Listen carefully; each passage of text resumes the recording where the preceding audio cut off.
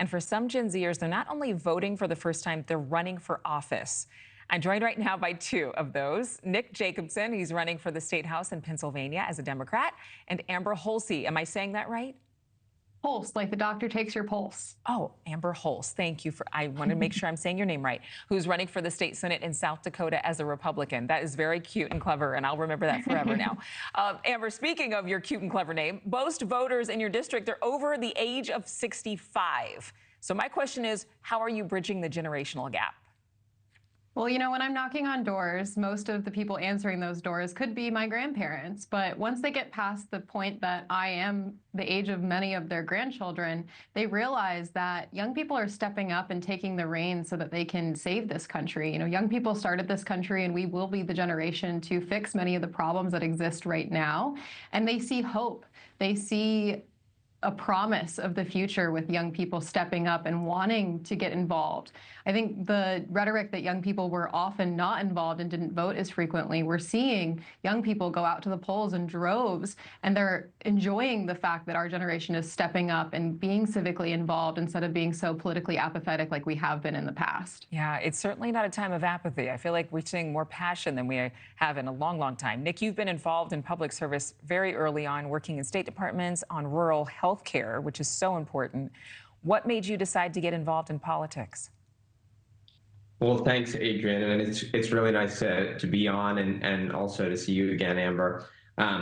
Really, I mean, I think, like, obviously I'm a young guy, and we're making decisions right now that are going to affect me for the rest of my life. They're going to affect our future. And in the middle of Pennsylvania, having access to healthcare, like you talk about, building the infrastructure that we're funding right now in our country, here in the district, is going to make all the difference for the kids that I don't even have yet. So to me, that's what this election is about. I tell people, you know, this is the biggest election of our lifetimes. And it's not just for the reasons you're seeing on television. It's because these are the years that the Biden and Trump infrastructure projects are going to get planned, funded, and built. And we've got to do it in the 85th district for our future. Yeah, thinking ahead, that, you know, what's your 5 to 10-year plan or your 20-year plan? Amber, you said something I want to make sure that I hit on again. You said save our country. What would you say America needs saving from? I think a lot of young people are in fear that their American dream is a distant memory, that the things that we want to chase as young people, we want to buy a home, we want to have a family, and the economy right now is not allowing us to do that, especially for a lot of young women. You know, they're thinking about having children. You know, in this economy, how do you do that? How do you put food on the table? And really, there's a lot of other issues, you know, the border. If you're a woman on a college campus, think of Lake and Riley. You can't even go for a jog right now because of the safety of our country. And so many people are getting involved. These are the kids that, you know, their college graduations were canceled. Their high school graduations were canceled. Prom was taken away from them because of local and state elected officials and their COVID policies. So our generation has been impacted or had some kind of experience recently, and they're getting involved and they're voting to make a difference in those policies so that they can live the life that they want to live. Nick, I want to ask you, what is something that you would think most people, say over 40, would be surprised to hear about someone your age?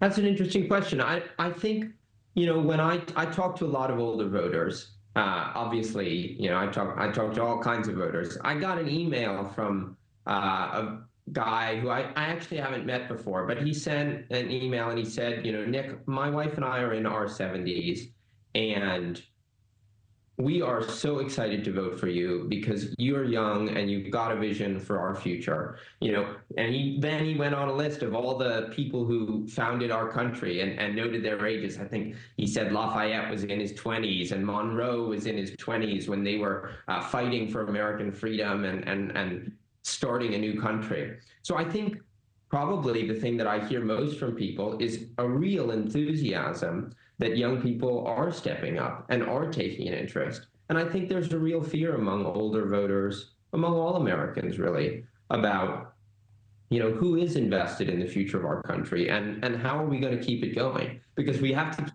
going in every generation. So that's, I think, probably an exciting thing that a lot of people go, oh, wow, young people care about us too, and they're in it for the long run.